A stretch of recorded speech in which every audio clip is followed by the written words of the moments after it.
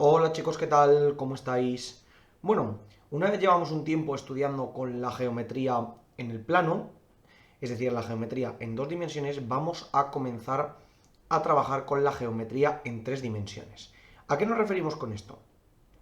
Hasta el momento solamente habíamos trabajado los conceptos de poder tener tanto puntos y rectas dentro de un mismo plano, es decir, que no tuvieran una tercera dimensión, que solamente tuvieran coordenada en X y coordenada en Y. ¿Qué es lo que va a ocurrir? Que a partir de ahora vamos a poder trabajar con esas mismas coordenadas, pero también en coordenada Z, es decir, que los cuerpos podrán tener una tercera dimensión, tanto los puntos como las rectas, y veremos cómo definimos los planos. ¿Cuál será la diferencia? Que un punto cualquiera P tendrá su coordenada en X, su coordenada en Y y su coordenada en Z.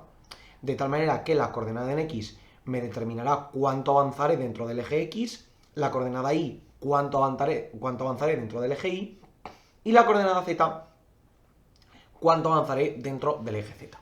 Para que veáis a lo que nos estamos refiriendo, podemos venir aquí al espacio en tres dimensiones, donde podéis ver que lo tenemos marcado de la siguiente manera. Si os dais cuenta, tenemos que el eje rojo que tenéis aquí es el eje X, de tal manera que nos avanza hacia la derecha y nos retrocede hacia la izquierda, como teníamos hasta ahora. El eje Y lo tenemos aquí en verde, de tal manera que nos avanzaría hacia el fondo y nos retrocedería hacia nosotros. Y por último, tendremos el eje Z, que aquí podéis ver que tenemos la tercera dimensión, ya que tenemos un volumen, el cual avanzaría hacia arriba y disminuiría hacia abajo. Entonces, ¿qué va a ocurrir? Que puntos que tengan el X positivo estarán a la derecha, puntos que tengan el Y negativo estarán a la izquierda. Puntos que tengan el X negativo estarán a la izquierda. Puntos que tengan la Y positiva estarán hacia arriba, puntos que tengan la Y negativa estarán hacia abajo. Y luego, puntos que tengan la Z positiva las tendremos por encima de este plano gris, y puntos que tengan la Z negativa las tendremos por debajo de este plano gris, es decir, en esta recta. Entonces, como podéis imaginar, yo puedo pintar un punto P, por ejemplo, que sea el 1, 2, menos 1, por ejemplo, y si os fijáis, mirad dónde lo tengo. He avanzado una unidad en el eje X. Después he avanzado 2 unidades en el eje Y. Y por último, he descendido una unidad en el eje Z, porque lo tengo aquí por debajo. Esto es lo que me determina un punto en tres dimensiones. De nuevo, con respecto, como siempre, al origen de coordenadas, que ya sabéis que es el punto inicial que tenemos aquí, el cual es el corte siempre de los tres ejes. Hasta aquí lo tendríamos exactamente igual que si fuera en dos dimensiones. Ahora, ¿cómo podemos definir una recta? Pues una recta la definimos exactamente de la misma manera que definíamos las otras rectas. Ya sabéis que normalmente tenemos que una recta viene determinada por un punto y un vector. Es decir, si recordáis, nosotros teníamos que yo podía hacerlo de dos maneras. Podía tener esta recta donde yo tenía este punto cualquiera P y luego este vector V que me determinaba cuánto avanzaba y cuánto retrocedía en cada una de las dimensiones, tanto en X como en Y o como en Z. O podía tener otra condición, que era dos puntos, un punto P y un punto Q, los cuales la resta de P menos Q, es decir, el vector QP, era ese vector V que acabo de tener. Porque en efecto debe de pertenecer tanto el punto P como el punto Q a la ecuación de la recta. Entonces, si yo aquí tenía el punto Q, que sería X sub Q y sub Q, Z sub Q, tendría precisamente que el vector V sería la resta de las componentes de cada uno de ellos. La X en Q menos la X en P, la Y en Q menos la Y en P, la Z en Q menos la Z en P. Y esta sería cada una de las coordenadas. Es decir, la idea es muy similar a como teníamos en el caso que lo tuviésemos en dos dimensiones, pero en este caso en tres.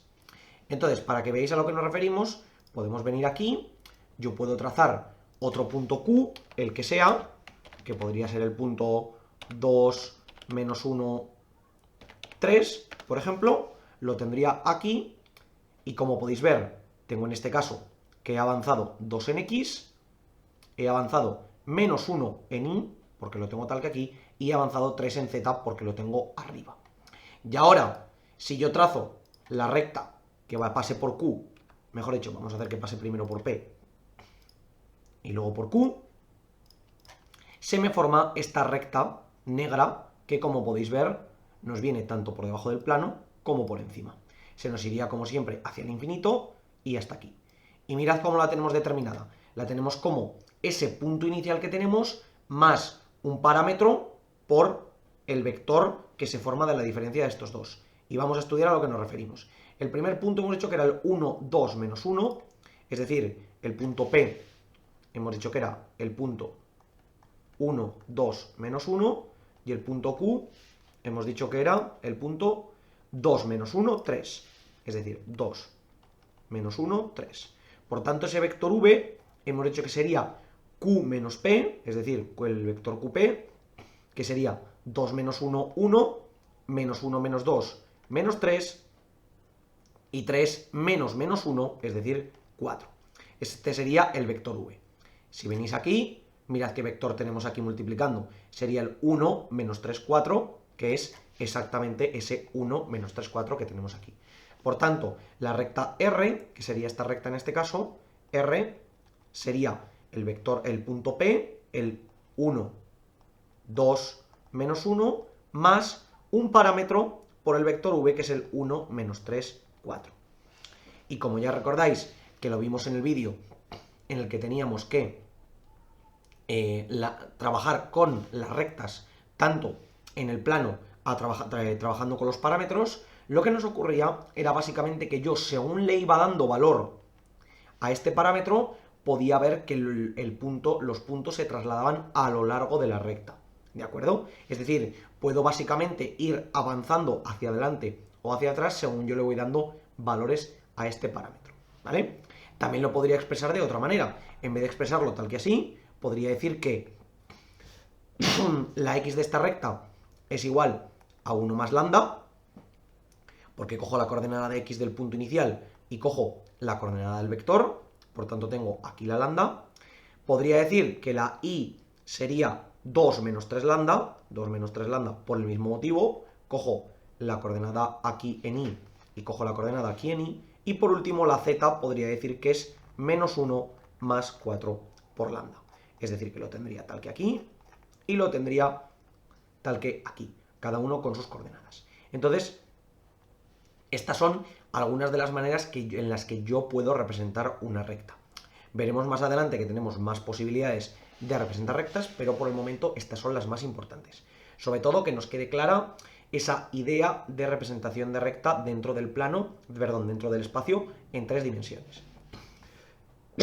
Y ahora, por último, vamos a ver lo que sería la definición de plano. Entonces, por ejemplo, un plano, vamos a borrar esta recta y los dos puntos. Un plano es básicamente toda esta superficie grisácea que tenemos aquí. En este caso sería un plano muy específico, que sería el plano z igual a 0, pero un plano es un conjunto de puntos los cuales se extienden a través de una superficie y, al igual que como cualquier otra variable geométrica, han de cumplir unas condiciones espaciales. Es decir, se tiene que cumplir una ecuación.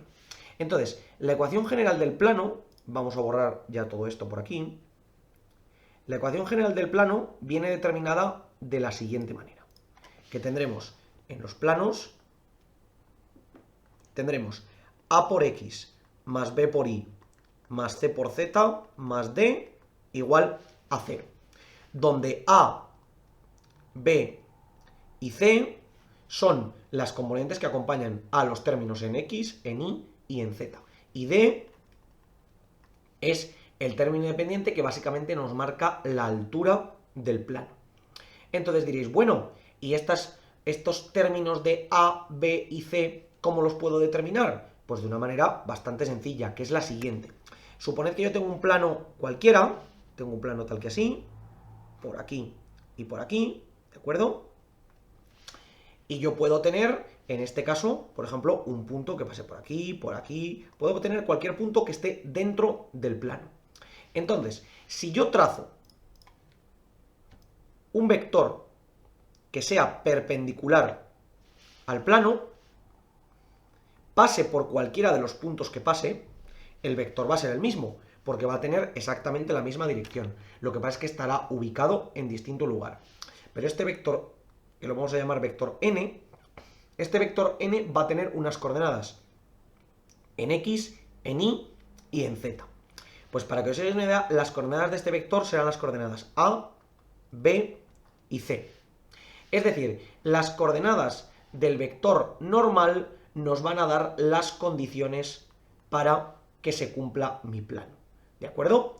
Podemos pintar un plano, por ejemplo, aquí en nuestro espacio y decir 2x más 3y menos z más 1 igual a 0. Aquí tenéis ese plano que acabamos de pintar, el plano en azul. ¿De acuerdo?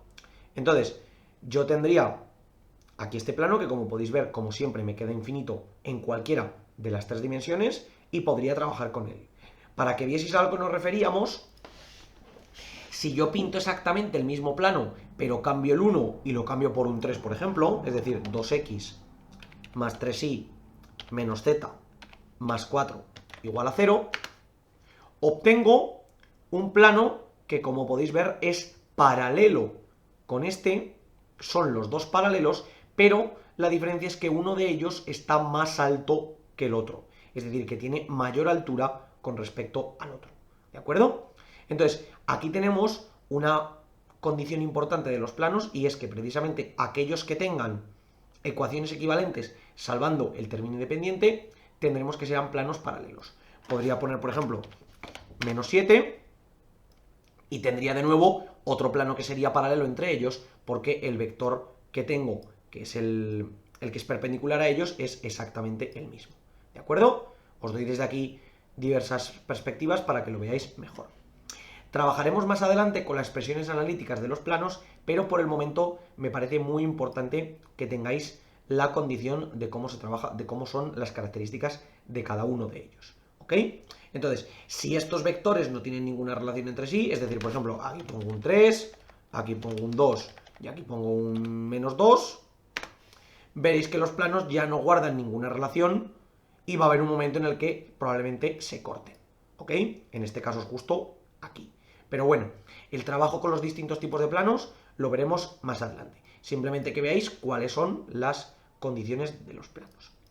Entonces, chicos, en este vídeo hemos visto unas cuantas características nuevas, sobre todo de los puntos y las rectas, que ya conocíamos cómo trabajar con ellos, pero en este caso tenemos que saltar a 3 dimensiones para poder ubicarlas en el espacio, y sobre todo esa nueva definición de plano como conjunto de puntos que están ubicados dentro del espacio y que cumplen ciertas condiciones. Entonces, más adelante iremos trabajando tanto con las ecuaciones de los planos como de las rectas y veremos las interacciones que pueden tener entre sí. Por el momento, chicos, cualquier duda, cuestión o pregunta que tengáis, dejádmela en los comentarios y nosotros la intentaremos resolver. Por lo demás, muchísimas gracias por el vídeo, espero que os haya servido y que vaya bien.